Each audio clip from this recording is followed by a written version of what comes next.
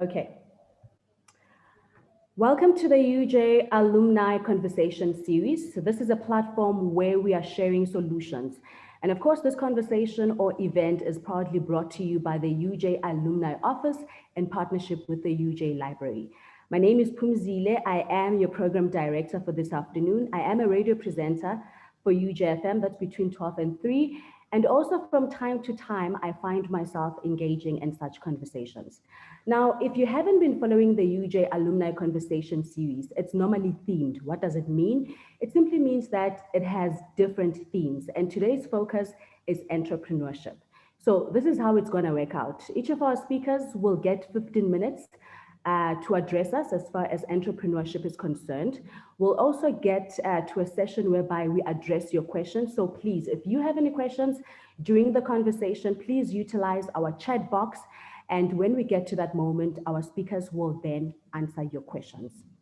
Now, without wasting time, I'd like to officially welcome everyone who's part of this engagement and introduce our speakers.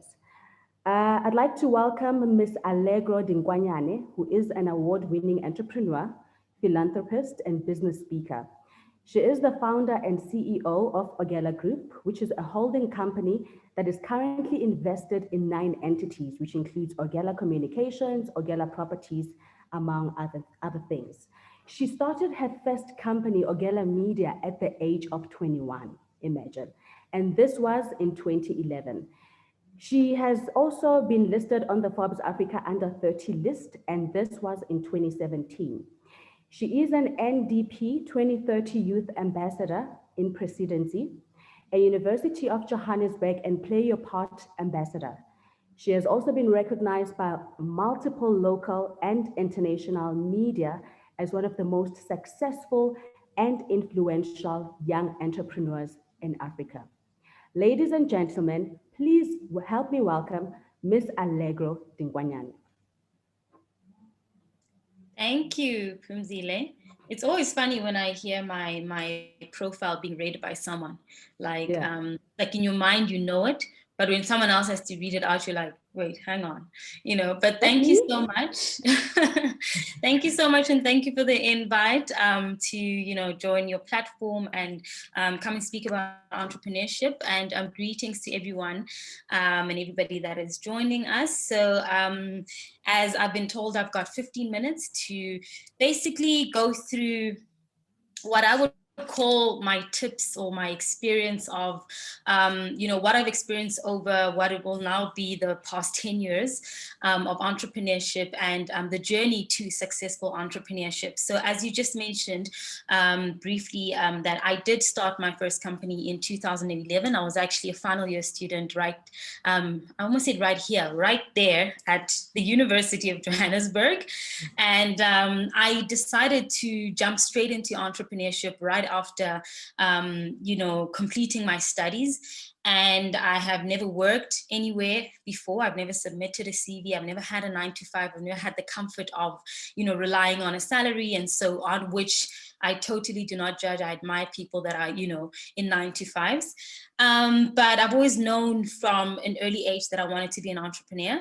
It runs in my family. It's always been a side hustle thing though in my family. People have always had jobs. My mom has always been a teacher, but she always has businesses on the side. Same thing with my uncles and so on. And I just wanted to do it and not have it as a side hustle and actually just be a full-on entrepreneur. So my thinking behind starting early for me was that I needed to gain all the experience that I reckoned I would need in entrepreneurship. I didn't want to start late. And by late, I meant I don't want to start at 40 or 50 years old, where you hear people starting their entrepreneurship journeys later on in life. I actually wanted to start early, make all the mistakes I need to while I'm still young, because I was very much aware of the fact that I'm going to make a lot of mistakes in this journey, so that I build myself to the entrepreneur that I wanted to be in the next, decade or so. And I think one of the tips that I would give aspiring entrepreneurs is really to find the why. Before you start anything, it could be entrepreneurship or anything in your life, you always have to ask yourself, why are you starting it? Which is why when it gets tough, you always hear people, 3-4 years down the line in entrepreneurship saying, remember why you started, because the journey gets harder. And now you always need to remember, why exactly did I start? So defining the why for yourself right in the beginning is very important. I knew that I wanted to, be an entrepreneur because I wanted to inspire people. At the back of my mind, initially, it's not the first thing that pops up, because everybody thinks entrepreneurship, you think, I want to make lots of money. I want to own my time. I want to have money, travel the world. I don't want to have to do things on someone else's, routine and so on.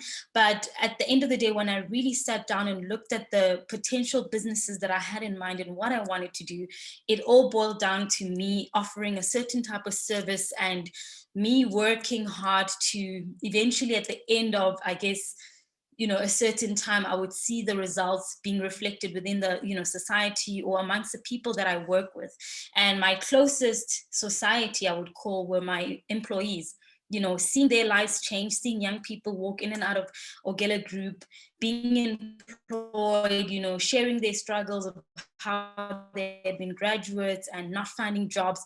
For me, that then clicked that one of my solutions that my company is providing is job creation. And I'm very passionate about that. I'm very passionate about, speaking to young people and letting them know that you should not wait for someone else to come and offer you an opportunity, especially not in South Africa or in Africa, because there are very little of those opportunities and no one is just going to come and hand it to you. So like myself, I took a leap of faith and I started a company. No one believed. I had no capital. But I had no excuses, despite not having startup capital, not having a team. All I had was myself, this great idea. And I was like, okay, I need to get Wi-Fi data. Let me start, that just start. And that's how, it really happened for me, defining the why of why I wanted to become an entrepreneur. Then the service, I guess the service offering, yes, that comes with whatever entrepreneurship industry I was going to be in, but also the impact I wanted to have on society as an entrepreneur. I know there are some people that are not social entrepreneurs. They could care less about, oh, I want to have a great impact on society. They just want to invent something. They just want to run a company. They want to feel like a boss. They want to make money, and they're good. Talk to them about change and they're like, what change? I'm good if I'm changing my life and maybe my family's life and people close to me, but they're not trying to go into philanthropy. They're not trying to be all social about it. And I wouldn't say that's okay, but to each their own. So that's one of the things that I'm very passionate about when it comes to entrepreneurship, seeing the social impact that our work has, even in the toughest of times, especially right now during the pandemic, that has been really, fueling us to keep surviving every month, we're now into over a year in the lockdown, and a lot of businesses are struggling. We've gone through that period where I remember last year, for the first time in my 9-year span of entrepreneurship, someone said a payment holiday to me. And I was like, I need to give clients payment holidays. So what do I tell my staff? That give me a holiday to not pay you, because hey, here I am giving our clients payment holidays because they're trying to figure out what they're going to do during this pandemic, and now I need to tell staff that I pretty much can't pay you because they're not paying us. It was a very difficult, weird space to be in, but I think it's taught us a lot so far. And that brings me to my next point. When it comes to entrepreneurship, I'm going to keep referencing a lot to young people and social media, because that's a space where I kind of am right now. And though I started a bit early when social media wasn't as popping as it is right now, you see a lot of aspiring entrepreneurs or young entrepreneurs that just want things to happen quickly. And it sounds cliche when we say it all the time, when you go to seminars or when you read a book or watch a YouTube interview or anything like that, and speakers are telling you nothing happens overnight, and it definitely does not happen overnight. I am 10 years in business and I feel like I'm just starting. I'm not tired. I don't have that I've made it mentality.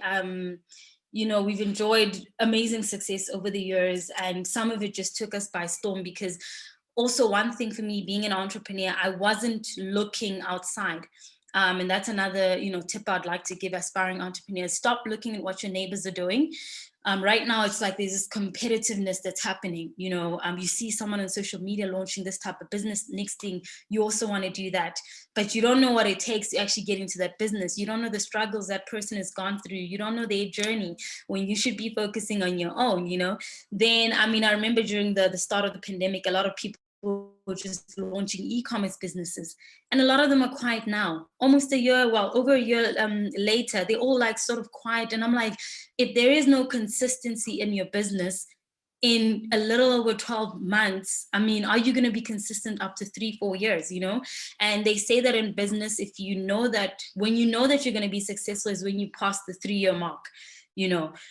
So people are just wanting quick turnarounds. Like they just go into entrepreneurship and they're like 6 months down the line, how come I'm not getting money? How come I'm not bagging my first paying clients? How come I'm not? And then they give up and move on to the next thing.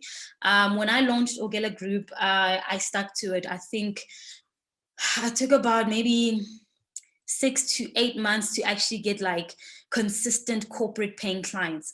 One of our first clients was Avon South Africa. That led us to a Brutal Fruit, your Heinekens, and so on. But that took consistency. It took days and nights of blogging on Orgella Entertainment when I barely had any readers, when you just publish posts and you're not even sure who's reading, and then the numbers would increase month after month and our readership would increase. And I'm like, okay, this is going somewhere. But all of that took consistency. If I had just stopped after blogging for a couple of months and I'm not seeing, the audience growing and I leave it, I wouldn't have bagged the advertisers that I did later on when I had just, remained consistent and remained true to what it is I wanted to do with Orgella Entertainment and launching the blog and so on. And I wouldn't have then grown into Orgella Communications, which is our PR agency that I then launched. I thought, hey, I majored in communications at UJ, and I did. So be consistent. Don't want things just to happen overnight. They're not going to happen that way. And if they do, they're going to go by just as quickly. You're going to lose it just as quickly. And you won't value as consistent someone else, that really saw their companies and their businesses through. And another thing I just wanted to share was, with the consistency comes teamwork. I get asked a lot of the times, especially when I'm accepting awards and so on. Before lockdown, Lord, when things were nice, I was flying to India, flying to Mauritius, flying, all these countries inviting you to come receive your awards. And but I remember I'd always get asked, you're so young.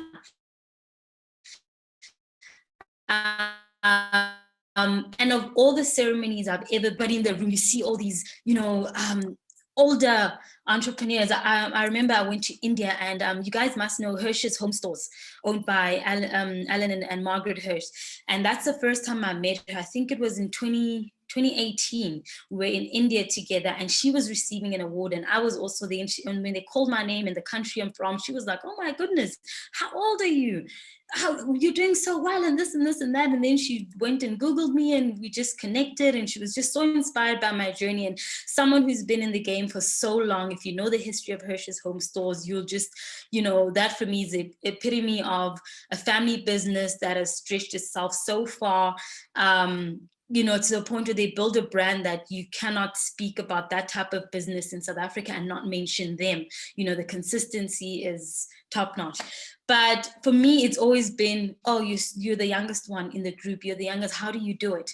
And I always tell them that no man is an island. And in my case, no woman is an island. So when you do start your business, keep in mind that you are going to need a great team to build it to where you want it to be. If you want to play small, then be the person that says, I'm going to do it all by myself. But if you want to go really far, if you want to grow an empire, if you want to grow your business to greater heights, you are going to need people that will be with you. In the beginning, I would advise you to do everything you need to do, be in every position in your company that you need to be. And by that, I mean, when I started, I was my own accountant.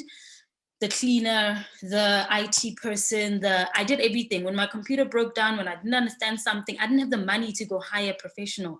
I figured it out myself.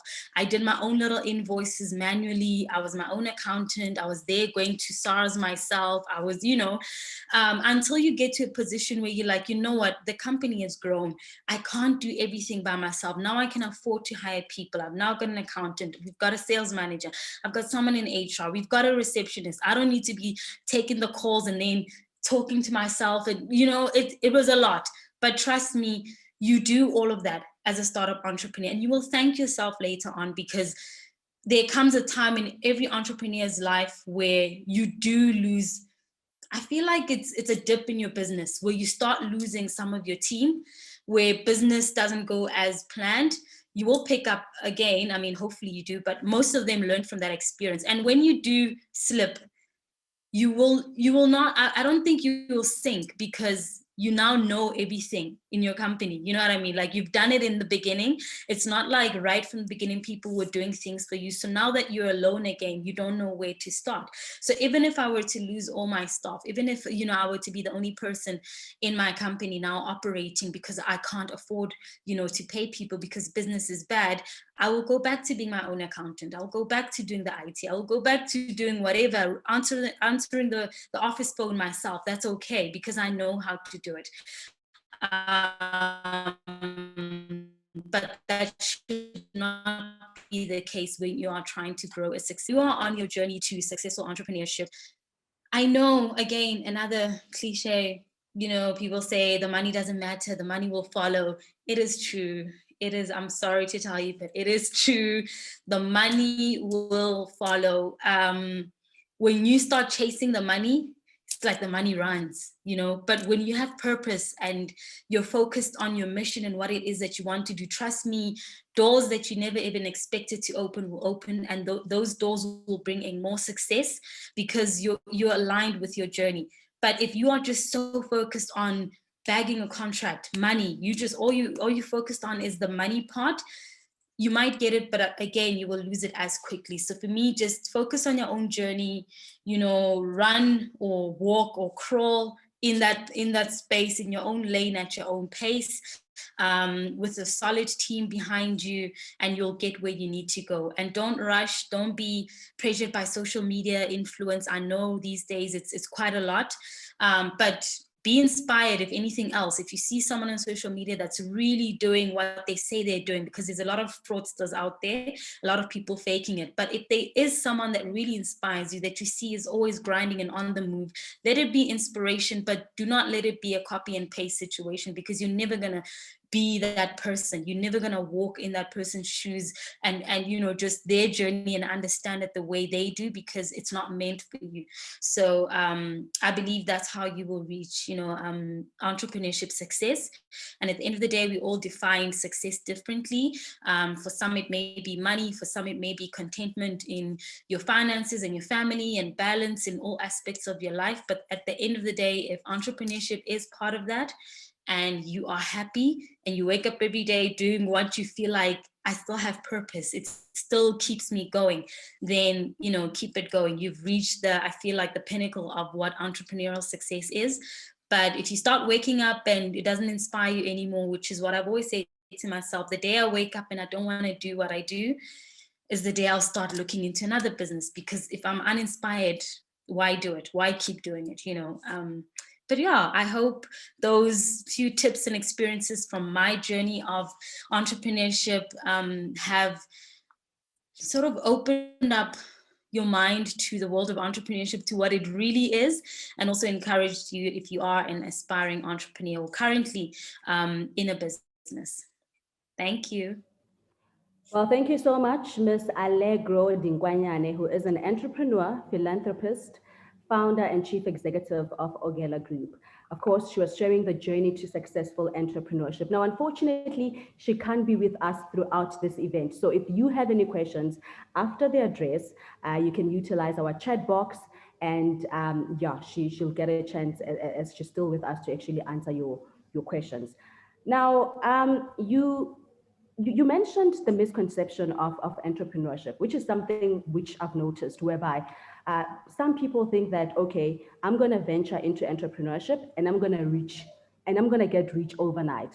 And unfortunately, that's not the case, like you've mentioned. How do you then respond, or rather advise someone who has such a mindset without demotivating the person to say, yo, this is not how it works. But look, if you really feel passionate about, you can still continue venturing into entrepreneurship. Mm. I mean, I think for someone who is so set on having the riches, the money come very quickly, I always give them examples of people that inspire me, that I followed their journeys over the years, that started slow. But you look at them today and we're like, oh my goodness, I don't know where the youth is going right now. I don't know what time we're chasing. I don't know what age we're chasing. You find a 21-year-old, a 20-something-year-old is trying to have like a BMW 6 Series, a house in the middle of some suburban. And you're like, how old are you? You know, where is the time going? It's not going anywhere. It's not flying by. You are exactly where you're meant to be. Pace yourself, you know. And for me, I always give examples, and I quote these people a lot on my social media, because not just to inspire people that follow me, but to consistently inspire myself. You know, the journeys of Walt Disney and Oprah. I mean, when you hear that she was fired at a certain age during her 20s, at 30, she was still struggling. Today, when you think about an Oprah, you think, you in your mind, you think it was always successful. You know, we don't want to talk about the struggles, which is why a lot of people are getting so misled with what entrepreneurship is, you know, because no one was really talking about the struggles, you know, telling you that, hey, by your age, when I was 30, 31, I mean, I just turned 31 a week ago, last Friday. And when Oprah was 30, she was nowhere near where Oprah is today. She was nowhere near being one of the world's richest Black women or women in the world, you know. But I think the youth today just get misled again because of social media. There are lots of benefits of having social media. I use it a lot in my business, and I'm grateful for it. But there's also the negative side where people just are obsessed with other people's lives. They sit there all day and they're like, oh my goodness, look at Bonang, look at whoever that they're following. And they don't know the backstory of how that person started, the struggles, and how long it took them to get to where they are. So I think it's very important to, you know, practice, you know, speaking our truth and being honest to people, especially for people like me, when I get invited to speaking engagements, to actually tell them the real deal. You know, if they're going to be misled, at least they've heard one person tell them that, hey, it does not happen overnight. I'm sorry to burst your bubble. But the good thing is, when you are consistent, when you do work hard, when you have a great team, when you know what your mission is, when you offer a great service, a great product, the money will follow, no doubt. I have never met anyone that, you know, any entrepreneur that has invented a great product, that has been consistent, that has stayed in the game, on, you know, in their journey, and just stuck to their guns, that is still broke today. It might have taken them 10 years, 20 years, I don't know how long, but eventually they will be successful. So I think the most important thing is consistency, trusting the timing of, you know, your journey. And I know that sounds like, oh my gosh, the universe, trust the timing of your life. When is it gonna happen? But it will happen. Instead of you trying to rush to get money quickly, that's when you fall for all of these fraudsters on social media, people claiming Forex, blah, blah, blah, all of that stuff. And then you lose money, you know, the money that you didn't even have initially. So I think the answer to that, simply put in summary, is just to tell people the struggles behind entrepreneurship. Mm. And you also mentioned something very interesting, which is don't wait, and I quote, don't wait for someone to offer you an opportunity, which then brings me to my next question. I know you mentioned that with you started from a young age. And I mean, we hear some of those stories whereby you get pocket money from a young age. Instead of spending all of it, you decide to start a business, sell candy, just to generate more income. I mean, those are some of the stories that we hear. But is it something that you can learn? Is entrepreneurship something that you can learn, whereby I can decide to go to varsity, enroll for an entrepreneurship course, and boom, I'll be good to go? Yeah, definitely. I mean, not everyone is born an entrepreneur, and I'm actually an advocate for having people go to school for entrepreneurship. You know, it's like back in the days, I say back in the day, like I'm really, really old, but, you know, in my time still, when I was in high school, where you would find someone, I remember I had actually, I'll give an example of him. I had this classmate. He was so good at art. He would draw, he would, you know, he was amazing, you know, just, he was amazing. And he was not gifted in academics, whether it was math or English or writing essays or doing whatever, he just was not gifted. And he'd always say to me, you know what, I really just want to go to art school. I want to be a creative. I want to do this. I want to paint. I want to draw.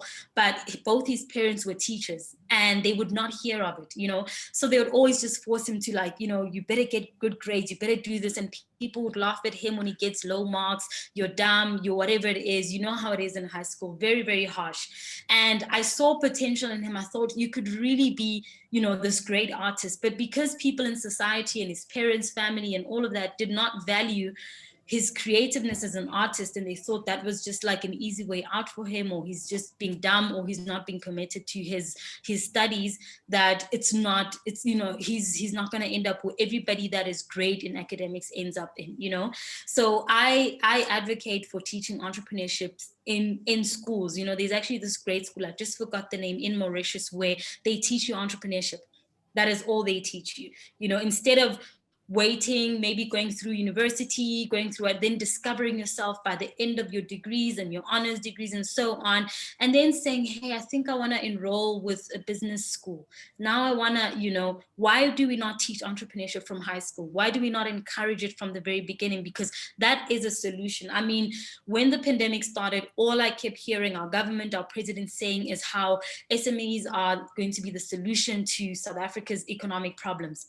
Oh, now we're important. Small to medium businesses, now we're important. Where is the funding? Where is the help? Where is the push in the right direction where young people are saying, I'd like to start a business. Can someone hear me out at the NYDA? I've been one of those people, submitted forms after forms and still got no funding. But here I am today as, you know, one of the most successful young South African entrepreneurs. And when they list all those accolades, they want you to fly the flag high.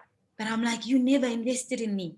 But now here I am flying your flag high. You're making me ambassador of this and this and that. But where were you? You know, can we stop that cycle so the next Allegros and the next whoever's out there do not have to go through the same thing? Believe in entrepreneurship just as much as you want to believe in it when the chips are down. Right now, there's a struggle. Right now, there aren't enough jobs being created, and everybody's trying to preach entrepreneurship, but no one is actively supporting it. No one is putting the money they say they're putting into it. I know friends that are entrepreneurs. All of us have, I mean, I ask around, none of them have received this funding for small businesses for the lockdown. I don't know one person, I kid you not, out of all my entrepreneur friends that I've asked, I was like, anyone who applied, who got what? Nada.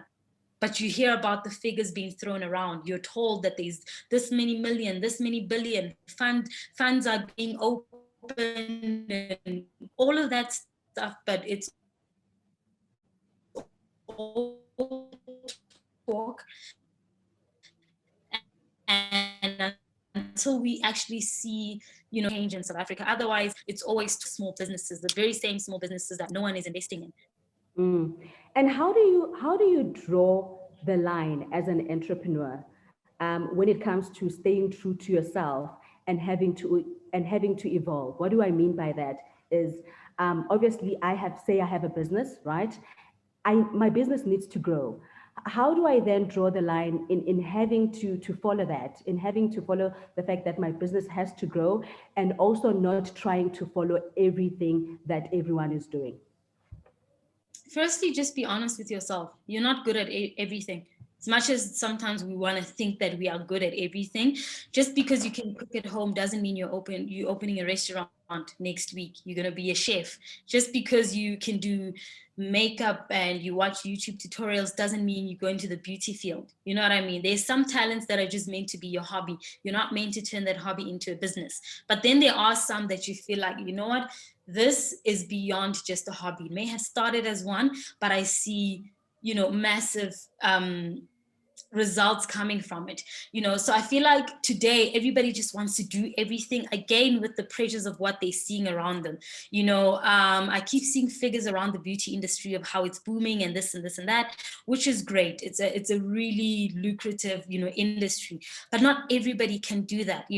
During the lockdown, when the lockdown started, everybody was just kind of like flying around. I mean, even some of my friends in entrepreneurship were doing things, and I'm like, what are you doing? Why are you launching? That's not your passion. But they're like, I'm just trying to survive. Like, I'm just going to sell whatever. I'm just going to, but I felt like that was them being in panic mode. It wasn't a passion thing. It wasn't this is me being honest that I am good at this thing and I'm going to do it for the long haul. It was I'm just doing it now. It's temporary solution to our situation, so you need to be honest with yourself and ask yourself, what is it that you are truly good at that you can evolve in over time? I like that you mentioned the evolution part of it, because you cannot be a great entrepreneur if you don't evolve. But evolving does not mean that you step out of your industry or whatever every time. It does not mean that. It simply means that you grow within the industries that you've chosen to grow in. Even in the beginning, when I started Orgella Group with an entertainment blog, I always knew that we were going to have a total of 10 companies under one umbrella. And I identified every industry. I always knew what I was going to be, because all of those things were my passion. Those things were things that I knew I wanted to do. And it would take me, some years and, over a decade or whatever, but I would stick to those 10. Now that things are maybe shifting and changing around our world, it doesn't mean I start stepping out. I've never really had a passion for beauty. You would not see Orgella Beauty or something under my umbrella. Maybe I might give the idea to someone else, but it's not my thing, and I'm not going to do it, even if they might be a chance. If anything, I might invest in a company, and get some money that way, but I'm not going to launch anything in that industry, because it's not for me. So I think being honest with ourselves and knowing that, okay, this is the industry that I want to go into. And sometimes people think to be a successful entrepreneur, you need to do a lot of things. I know there's this quote that, the richest and most successful entrepreneurs have 7 sources of income, but that does not mean that they're doing 7 different things in different industries. What it simply means is that companies, they're investing, some of it is passive income, they're not even literally getting up every day and working. They've invested in something and it makes them money when they're sleeping. But their company, they're known for just Microsoft, or they're known for just the Tesla, they're known for just SpaceX or whatever it is. And they're not doing 100 different things because they're trying to get money from every corner. So I think sometimes people mix it up and say, okay, no, I need to have 7 different types of jobs. I need to be this and this and wear many different hats. But that's what's going to kill you, because you're not going to have enough time to concentrate on whatever business that you're good at, because you just want to get a little bit of each business or each industry that you want to get into. So zone in on what you're good at, focus on that, be consistent in that. And when you make money, start investing in other companies, or just start investing your money somewhere where it just makes you more money when you're not even thinking about it while you're doing your business. It could be that one business or just 2 types of businesses, and you're good with that, instead of spreading yourself way too thin. And at the end of the day, you'll be a jack of all trades and a master of none, and it's not going to get you anything. Well, Ms. Allegro, thank you so much for sharing your insights and expertise. That was Ms. Allegro Dinkwanyane, who is an entrepreneur, philanthropist, founder, and chief executive of Orgella Group. And unfortunately, she won't be staying with us throughout the event. So if you still have questions, please utilize our chat box, and she'll get to answer your questions. Now, this is the UJ Alumni Conversation series where we are sharing solutions. And of course, today's focus is entrepreneurship. Now, I'd like to call upon our second speaker, who is the Deputy President of Convocation, Ms. Zanele Modiba. Now, Ms. Zanele Modiba is a personal development speaker, a marketing specialist, and the managing director of her own strategic marketing consultancy, which is known as The Alternative. She's also the creator and founder of the pioneering Kingdom board game, which is an African-themed board game that promotes knowledge of all African countries and their practices. She has also worked at leading South African and international companies, managing dynamic teams as a valuable member of the executive and management committees. She has also held notable positions as Vice President, Marketing, Communication, and CSI of JP Morgan Investment Bank, Head of Marketing and Communication at Absa Wealth Bank, among others. Zanele also holds a Master of Management degree, which specializes in entrepreneurship and new venture creation. She also has a postgraduate marketing diploma and has a Bachelor of Arts degree in corporate communication. And of course, she's also a recipient of numerous leadership awards. Ms. Zanele Modiba, thank you so much for taking time to have a chat with us. And please share your journey in entrepreneurship. Thank you so much for having me. I must say I was totally inspired by our previous speaker, Mr. Allegro Dinkwanyane. I think it is fantastic that we have such inspiring young people who really have skin in the game and who really understand the journey of entrepreneurship for our graduates and convocants to really have access to. So congratulations, Allegro.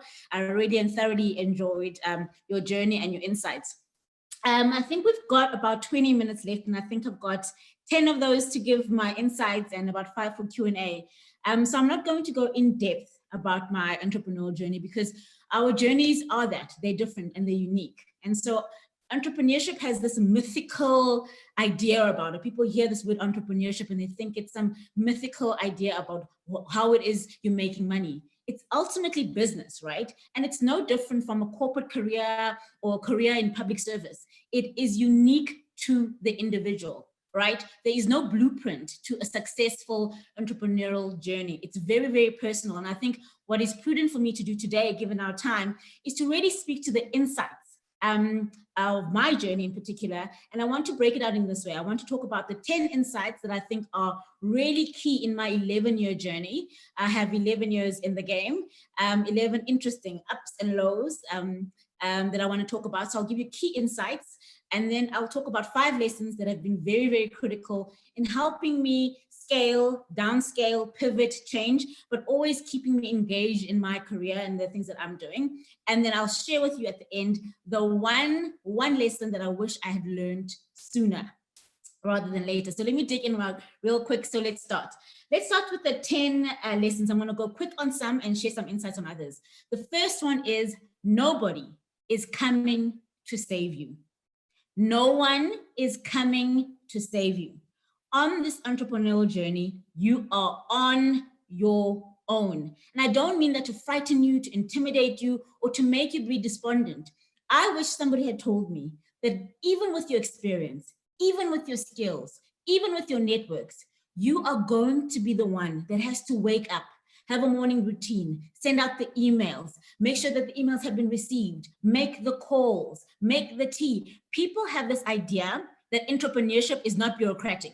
They leave corporate because it's got so much bureaucracy, so much red tape. But then when they get into the entrepreneurial world, they do the same things that they were doing in corporate. They replicate the same systems. And it really, really discourages people. But if you have this knowledge that you are the creator, you are the CEO, you are in charge, and there's no manager, director, executive that is going to come and save you, that's going to give you the strategy, that's going to give you the direction for your purpose and your product, you are dead in the water. So first things first, you're on your own, settle up, buckle up, and get prepared for the ride. Because once you are settled up, once you do have a clear strategic intent, once you do have a clear why, you are then able to charter that course by yourself with confidence, and nobody can deter you. So that's the first insight, and I wish people had told me. And also the second one is lead with your strength. You find a lot of people have experience in doing things, 5 years experience, 6 years experience, but the first time they have to go into entrepreneurship, boom, they all of a sudden want to do something totally unrelated. You have to build your network. You have to build your testimonials. You have to build something called social equity, right? And the only way that you can build that social equity so that it becomes economic equity is through leading with your strengths. It's through leading with what you are good at and what you are a technical master at. And so let me give you an example. So I started my entrepreneurship journey in the marketing space. I was head of marketing and comms at Absa Wealth. I left Absa Wealth, and my very first client was Absa Wealth. It's not rocket science, right? They know that I've got the skill sets. They know that I know the business. And for them, it's an easy win. It's an easy low-hanging fruit to take somebody who's already got the skill set. So if you are in services, you might have this beautiful idea, right? You might have this beautiful invention. That's great. Keep it on the burner. But if you want to be going to make money in your first, your second, your third month, lead with your strength, lead with what you've got experience in. You've already got a track record in that, and it's easier for you then to pivot within that and then finance your dream, finance this other passion that you have, finance this other idea. People do not buy into ideas. People buy into you, right? And if you come with your experience and your product knowledge and your technical mastery, they're more likely to buy into that than some pie in the sky idea of what you're going to do in the future. And the next thing I want to really focus on is get comfortable with no. Get comfortable with no. And this is how I want to redefine no. People talk a lot about this in entrepreneurship. You're going to hear a lot of no's. You're going to hear about a lot of no's. But it makes sense, right? Because the other people on the other side of the table know exactly what it is that they need. And if you are not pitching to their needs, if you're not pitching to their anxieties, if you're not inspiring them to see a future they can't see now, you are inevitably going to see a no. But sometimes you see a no, even if you're great, even if you're prepared, even if the product that you're selling makes sense, but it's not the right time. So you must look at a no almost like an indicator. Cars have indicators, right? You know when somebody's about to turn left, they indicate, and then you know, oh, okay, let me give them space. A no is an indicator.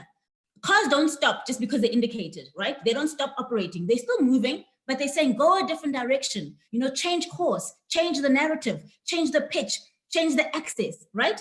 It's an indication that something needs to change direction.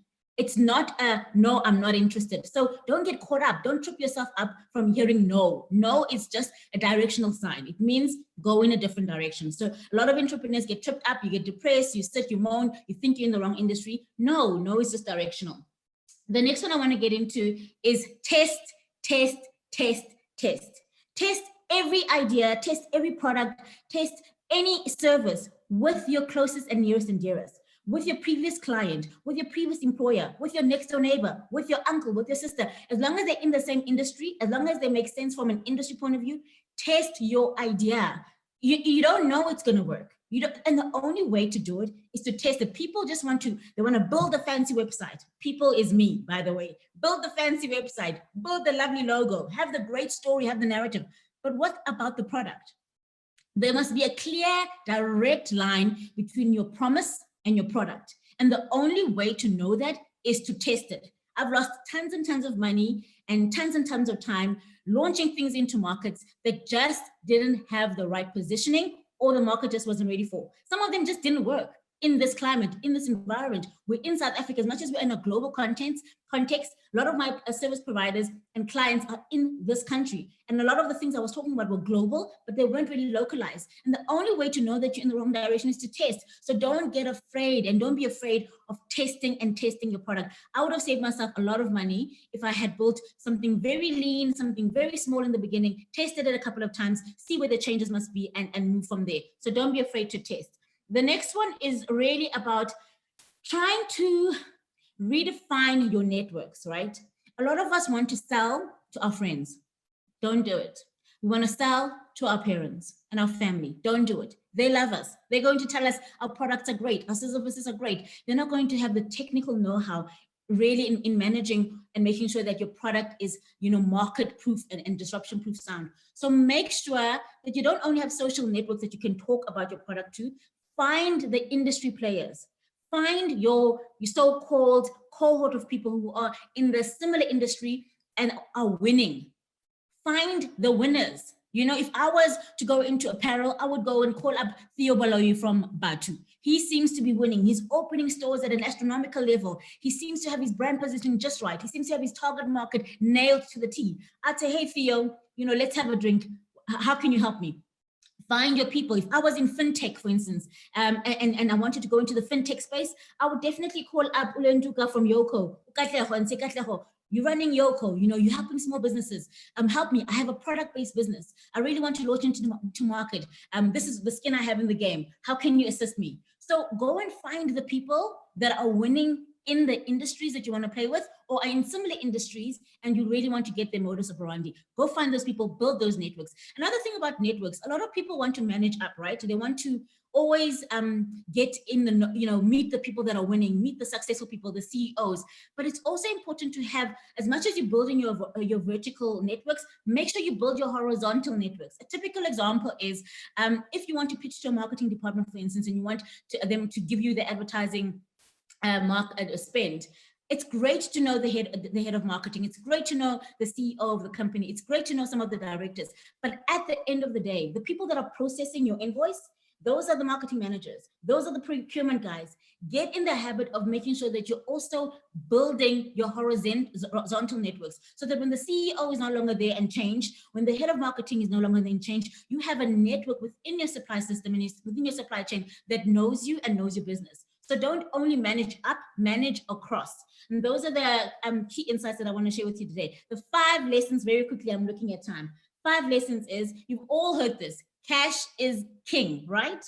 I say cash flow is queen, of course, because I'm a woman. So cash flow is really, really important. And people want to say, why? I must take my money and put it in some investment. I must take my money so that I can leverage it on something else. Great. If you have access cash flow, great, but you need your cash flow so it enables you to make better decisions. I'll tell you what, if somebody comes with an excellent opportunity, but the payout is only going to be in 6 months' time, but you know that when you get the payout, it's going to leverage your business with more clients, which gives you 5 more years worth of business, you need that cash now. You need that cash in the business now. You don't have time to relinquish investments from property. You don't have time to let go of your money market and whatever investments you have. You need cash flow in your business. So what you do to help yourself get the right cash flow is you reverse engineer your business for yourself, right? You left corporate or you left public service because you wanted to own your time, start your own business and do all these things. So reverse engineer and say, how do I want my day to look like? How do I want my week to look like? How do I want my month to look like? So that you know how much money services those needs. That's why you're an entrepreneur, right? And how do I want to service my community? How do I want to service the international community? And you reverse engineer your business financial wise so that you know what your envelope is. What is the width and breadth of your envelope? How much money do you need on a day-to-day basis to make sure that those 3 or 5 needs, whatever your pillars are serviced? And then the rest you can invest. The rest that you'll never need to relinquish for an opportunity, but you do need to make sure that you are always ready for an opportunity, because those great opportunities come, they need cash so that you can buy equity. But if you don't have that, then you can't play the game. So please be careful. Don't always pay your service providers, pay yourself, but make sure that you have enough cash so that you can make agile decisions when the opportunity hits. That's the first lesson. Second lesson, build a disruption-proof brand. I don't care if you're in services, I don't care if you're in a product basis, and it's not about building different. You know, how many hot sauces are there? There's sriracha hot sauce, there's all different, there's chili hot sauce, there's all different type of hot sauces. You never hear people say, oh, there's too many hot sauces in the market. No, there's hot sauces for every palate. But those sauces, they differentiate themselves. One is for Thai food, one is for porterhouses, one is for steakhouses. All I'm trying to say is that you are always afraid, oh, do we need another marketing agency? Oh, do we need another engineering firm? Oh, do we need another construction company? Yes, yes, and yes, and yes, and yes. We need as many individuals in this country that have the requisite skill sets, that have experience and have knowledge and networks to build companies. We need you all. We need every last one of you. But in order for you to be sustainable, to hit that 18-month to 3-year mark, that total entrepreneurial activity. In South Africa, we have about 7% total entrepreneurship activity. That means only 7% of the people that can start businesses do. And 55% of them fail within the first 18 months. And 79% of them fail within the first 3 years. So literally you've got that 21% that's hanging on there, right? We need to broaden that base. And the way to do that is that you need to focus on building brands that are distinct, that are clear from the first touch point to the last touch point about their tone of voice, about their look and feel, about what they're offering you, about what the services are, what the benefits are. You must remember, like I said earlier, there must be a clear path, a clear connection between your company promise and your product. It must be clear. And the only way to do that is to build a disruption-proof brand. Nobody in any climate, in any market can disrupt Nando's. They are clear on their market. They are clear on their brand. There can be 15 million new chicken houses that can come in. They're not going to compete with them on brand. They'll compete with them on product, right? And product, it's fair game. Everybody, the proof of the pudding is actually in the product, right? So build a disruption-proof brand so that you can play in the game, but be different and have your own position. The next one is systems. You know, Allegro spoke earlier about, you know, being the CEO, being the IT person, being the brand manager, being all of these 50 million roles. It's really arduous. And that's what happens when you're an entrepreneur. You get too afraid. You get too afraid and you think that you can do it all. But the sooner you hire, your next viable hire is the hire that's going to bring you more sales. So if hiring a receptionist is going to bring you more sales, you hire that person. If hiring a marketing manager is going to bring you more sales, you hire that person. If hiring a bookkeeper is going to be the role that's going to bring you more sales, you hire that person. And you can only really do those type of things if you have proper systems in place. Systems relieve you from the admin and then empower you to actually do the thing that you're inspired to do. So that if you're a public speaker, you go out there and actually pitch for speaking work. If you're an engineer, you go out there to companies and speak for engineering work, instead of getting bogged down by the administration that is not your core. Other people are employed and are educated and have experience in the things that you don't have experience in. So build the system, hire the people, make the money and make the impact. And the last one here, nobody talks about this. Take care of your mental health. Entrepreneurship is a mental health conundrum. When it's great and you're flowing and you're getting in the invoices and you're getting the hires and you're making impact and you're getting the award, it is so fulfilling. When you see the change in people's lives, it is so fulfilling. But when the creditors come and when a mistake is made in your product and then you get a refund request, and when somebody's order is stolen on the way from here to Cape Town, those are the times that you get so disheartened and so depressed. And when they say it's lonely in the top, they're talking about those times, because as the CEO, as the leader, as the creator, you have to solution for those problems. You have to take care of your mental health. And when mental health is so broad, and obviously it's gotten a spotlight right now, I'm not just talking about self-care. I'm talking about mental health. And for me, the differentiator is your mental health self-care is about making sure that you have resilience, that you have grit, that you are able to self-empower in times of hardships, that you're able to lead a team even when half of the force work is disheartened. As a leader, you need to fortify yourself. And for me, getting resilience work in, getting personal development courses, those are important in helping you lead your business, not just from a self-care point of view, but from a mental health point of view. Now, almost done. The last, the most important lesson that I wish I had learned literally on Entrepreneurship Day 101 is focus. Focus on the one thing. I know you've heard several people tell you all different things. This is me telling you, after 11 years in, after 3 different types of businesses, focus on the one thing. Perfect the one thing. Scale the one thing. Grow the one thing. Sustain the one thing, or sell the one thing, right? So you can sustain the one thing or you can sell it. That's the one thing cycle. Then you move on to the next thing. And then you press, repeat, and you rinse out all the things that you didn't like from the first cycle, and you press go. And then you go to the next thing. You literally have to do it over and over. And when you scale, and then you have an organization that can service 5, 6, 7 different products, different streams, great. You can do whatever you want. But when you are starting, teach yourself, have the patience to teach yourself about focusing on the one cycle. Because once you focus on building one business, you can build 10. So that's what I want to say to you. And those are my insights for having 11 years in the game and a lot of tears and a lot of wins. But there is nothing more rewarding than entrepreneurship. So if you have a skill set, if you have experience, if you have a network, if you have the knowledge, and if you have the resilience, become an entrepreneur. Thank you very much. I like the passion and emphasis as you share your entrepreneurship journey. And of course, that was the Deputy President of Convocation, Mrs. Zanele Modiba, who is also a personal development speaker, marketing specialist, and managing director for The Alternative.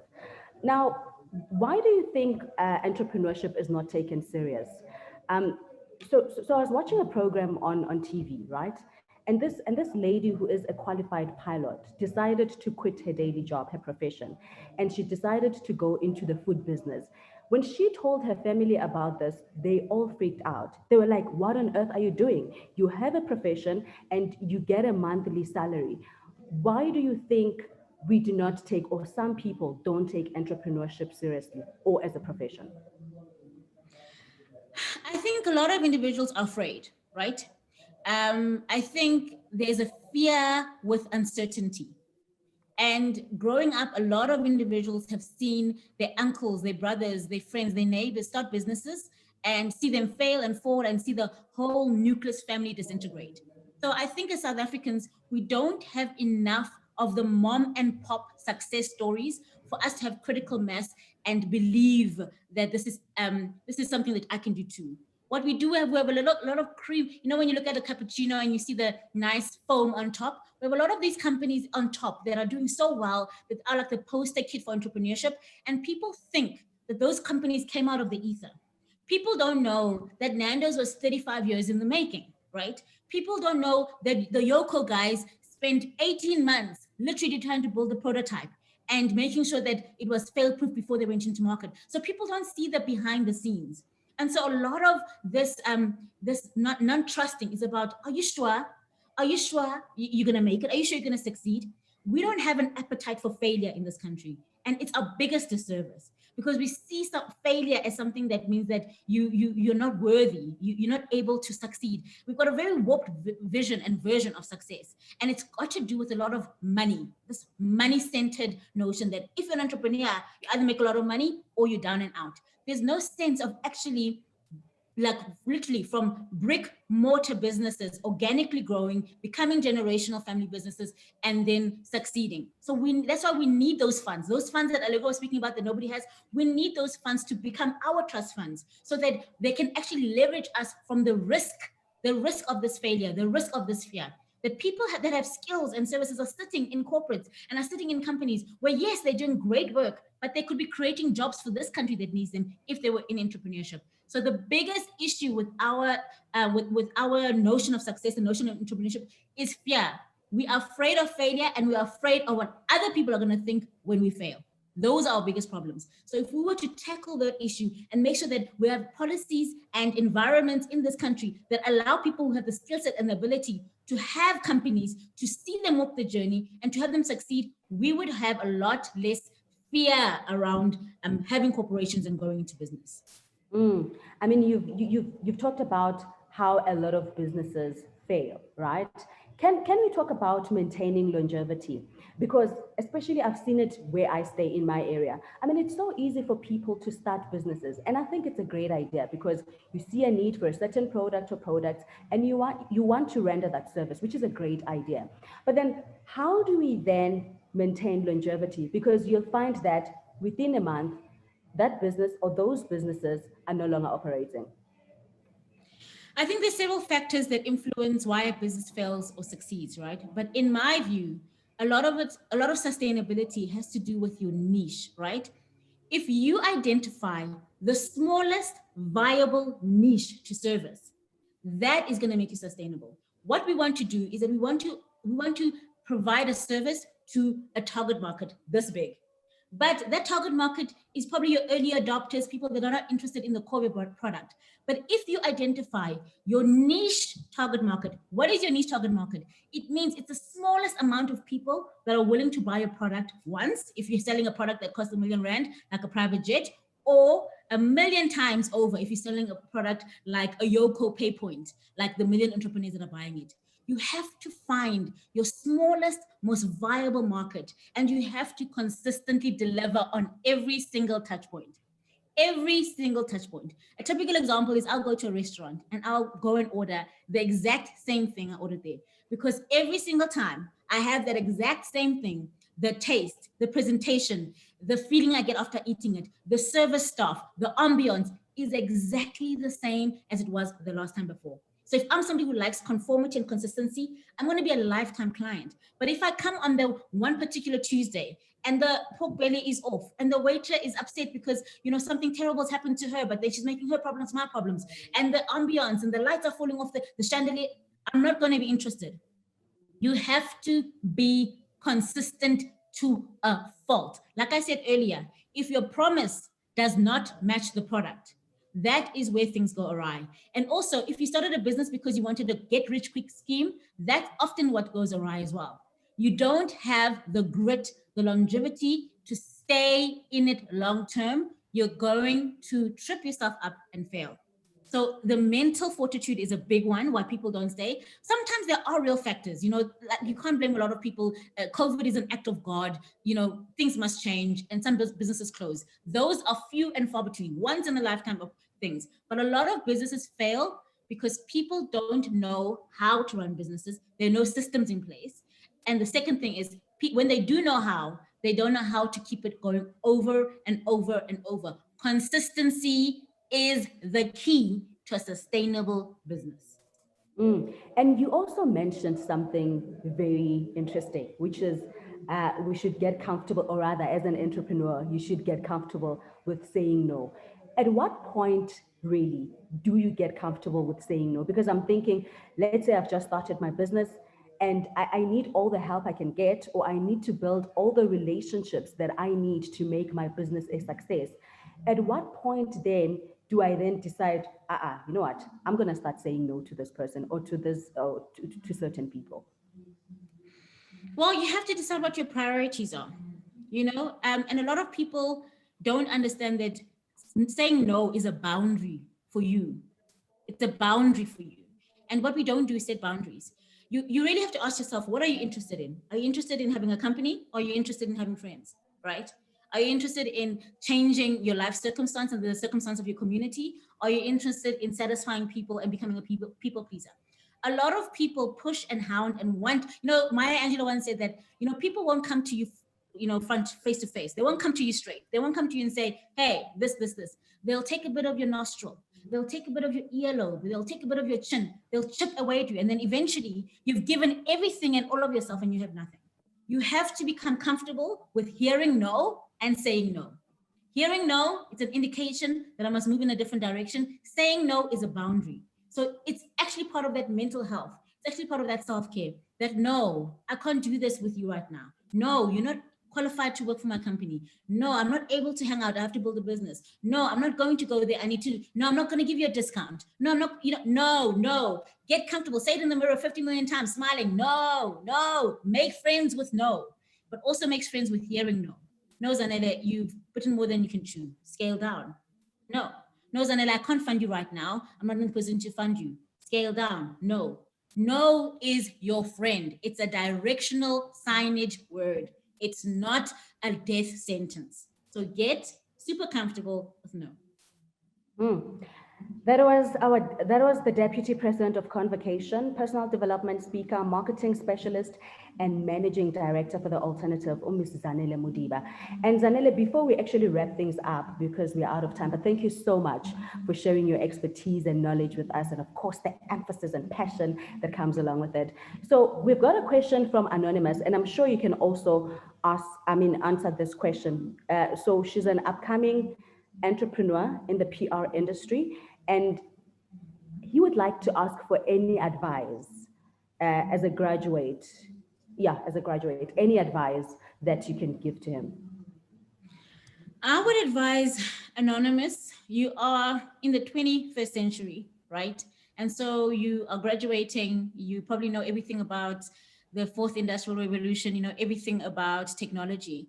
But if I was a young person graduating now, I would get super excited about learning how to create something, learning how to make something.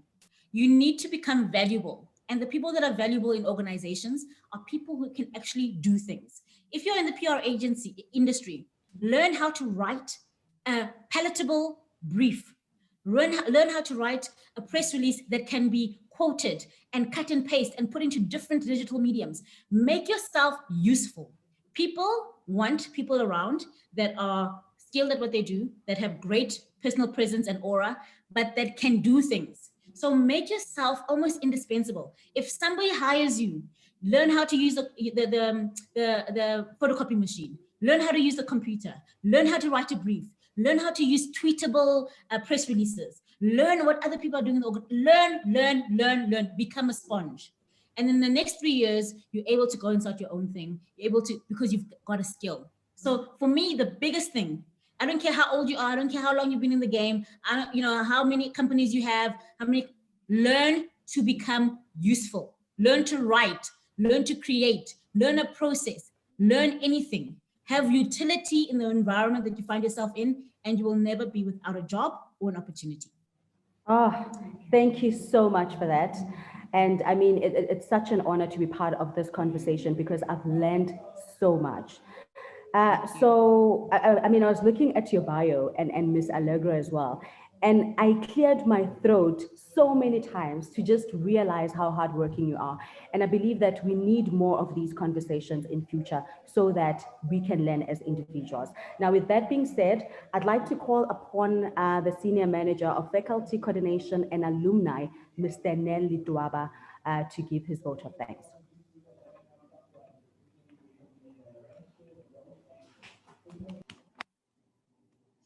Thank you very much, colleagues, and I want to convey our sincere appreciation to you, Phumzile Nkuta, our own JFM presenter, our presenter in the afternoon show, the Ego Trip. You have really done well, and we really appreciate with the questions that you've posed to our two speakers. That is taken, we've been taken away about that, because of they were able to provide more challenge to our speakers who provided clarity thereof. We really appreciate. And to you, Zanele Modiba, our own Deputy President of Convocation, the main speaker, we really learned a lot about the journey and all the insights that you've just summarized for us. Surely our alumni, as they leave this event today, they should be able to start with their own business based on the experience that shared. Not forgetting Allegro Dinkwanyane, who just left earlier on. She also participated well, and I hope our own alumni will get motivated as she also outlined her journey, entrepreneurial journey to where she is. With us as well, of course, the registrar, Prof. Berger. We also appreciate her presence and her support, without forgetting the main drivers of the event from the alumni office and the library partners.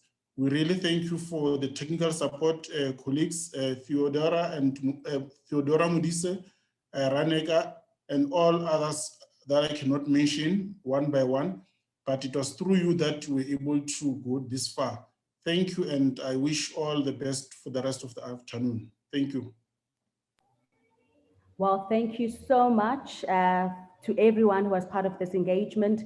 Thank you to our speakers for sharing their insight once again, and thank you to the organizers of this event. And I believe that we need such conversations. We need more of these conversations in future because we've really learned a lot. Thank you all.